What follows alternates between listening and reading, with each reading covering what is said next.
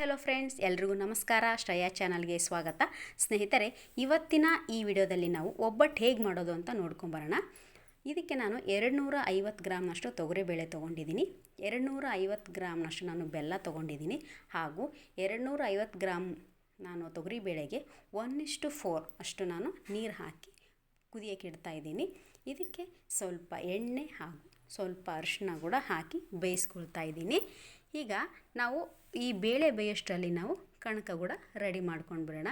ನಾನು 250 ಗ್ರಾಮ್ ತೊಗರಿ ಬೇಳೆಗೆ 200 ಗ್ರಾಮ್ನಷ್ಟು ನಾನಿಲ್ಲಿ ಮೈದಾ ಹಾಕ್ತಾಯಿದ್ದೀನಿ, ಹಾಗೂ ಇದಕ್ಕೆ ಸ್ವಲ್ಪ ಪಿಂಚಷ್ಟು ನಾನಿಲ್ಲಿ ಉಪ್ಪು ಹಾಗೂ ಅರಿಶಿನವನ್ನು ಹಾಕಿ ಸ್ವಲ್ಪ ನೀರು ಹಾಕಿದ್ದನ್ನು ತುಂಬ ಮೃದುವಾಗಿ ಕಲಸಿ ಎಣ್ಣೆ ಹಾಕಿ ಇಡ್ತಾಯಿದ್ದೀನಿ. ಇದು ಚೆನ್ನಾಗಿ ನೆನೆಯೋಷ್ಟರಲ್ಲಿ ನಮಗೆ ಇಲ್ಲಿ ಬೇಳೆ ರೆಡಿ ಆಗುತ್ತೆ. ಬೇಳೆ ಚೆನ್ನಾಗಿ ಕುದ್ಮೇಲೆ ನಾವು ಅದನ್ನ ಒಂದು ಜರಡಿಗಾಗಿ ಬೇಳೆನ ಬಸ್ಕೊಂಡು ಬೇಳೆಗೆ ನಾವು ಬೆಲ್ಲವನ್ನು ಸೇರಿಸಿ ಹಾಗೂ 1 ಏಲಕ್ಕಿನ ಸೇರಿಸಿ ಚೆನ್ನಾಗಿ ಕುದಿಸ್ಕೋಬೇಕಾಗುತ್ತೆ. ಈಗ ಚೆನ್ನಾಗಿ ಕುದ್ದ ಬೇಳೆನ ನಾವು ಈಗ ರುಬ್ಕೊಂಡು ಬಂದು ಅದನ್ನ ಹೋಳಿಗೆ ಮಾಡೋಣ.